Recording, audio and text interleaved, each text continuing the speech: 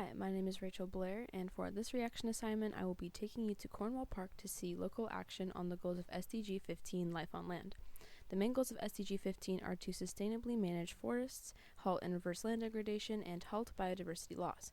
And here in the park, a few locals as well as my partner and myself have been working to halt biodiversity loss by removing an invasive noxious weed called English ivy.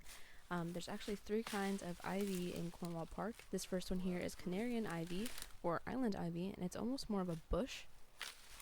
As you can see, there's more of like branches than vines. Then the second one here is Boston ivy, characterized by a thinner vine and a smaller and darker leaf.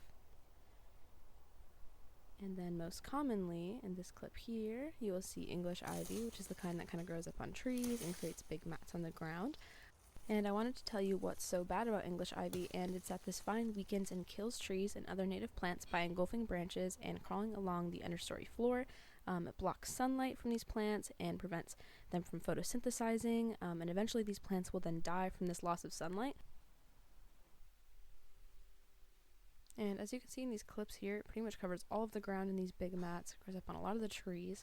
But ivy is actually not the only invasive plant in Cornwall Park. We're going to go into a couple of the other ones.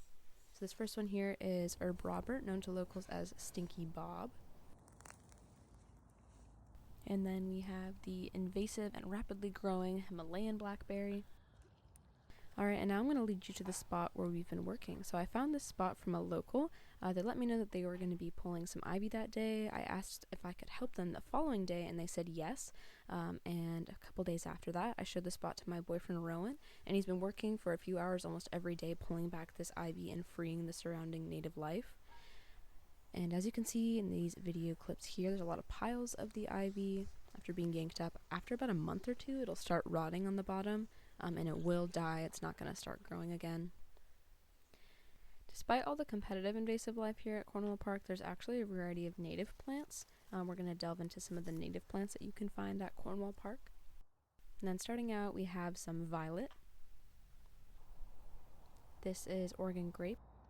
And this is the Mahonia variety, which is the bush variety. And this is just a random mushroom we found in the park. You can find a ton of different varieties. And then this is the vine maple. This is the native blackberry. It's actually the trailing blackberry. And this is a budding oso berry. This is some moss. And last but not least, we have some licorice fern. Well, thank you very much for coming along to Cornwall Park. I hope this showed you how big of a difference you can make in a short period of time in your local ecosystem. And together in numbers, we can make a greater difference protecting these native plants, allowing them to prosper.